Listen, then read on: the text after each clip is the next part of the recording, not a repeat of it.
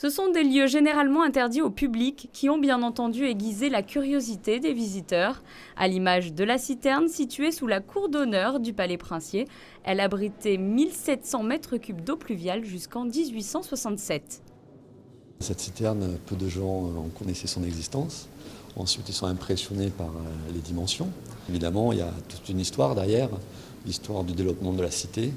Et donc, on les invite à se replonger 150 ans en arrière, quand justement l'eau de cette citerne n'était plus suffisante et qu'il a fallu trouver d'autres ressources. C'est la première fois que je viens et j'ai beaucoup apprécié. J'ai déjà visité des bassins parce que j'ai eu l'occasion de le faire en Italie. Et celui-ci est particulier parce qu'il y a ces voûtes et c'est très joli, j'apprécie. J'ai trouvé ça très instructif. Parce que j'avais jamais entendu autant de belles histoires. On n'avait pas vu toute cette partie historique et on a appris quand même de belles choses. La visite continuait dans les jardins Sainte-Barbe où la compagnie Florestan proposait une scénette sur l'arrivée de l'eau courante sur le rocher. Nous poursuivons cette journée du patrimoine du côté de la cathédrale de Monaco. Exceptionnellement cette année, le caveau des évêques était ouvert au public.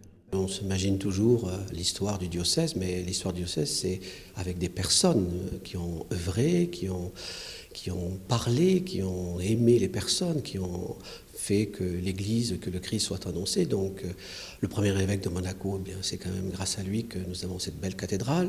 Le deuxième évêque de Monaco, parce qu'il a quand même créé la paroisse Saint-Martin, qu'il a consacré l'église Saint-Charles, donc c'est quand même des vies du diocèse importantes.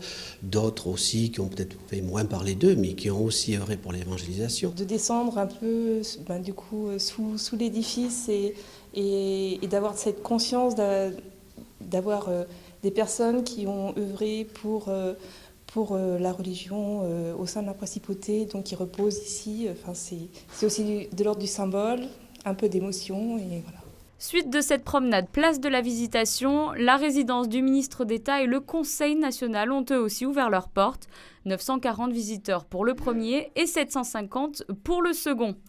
La mairie de Monaco accueillait quant à elle ses visiteurs en musique et proposait pour la première fois des ateliers d'initiation à la langue monégasque.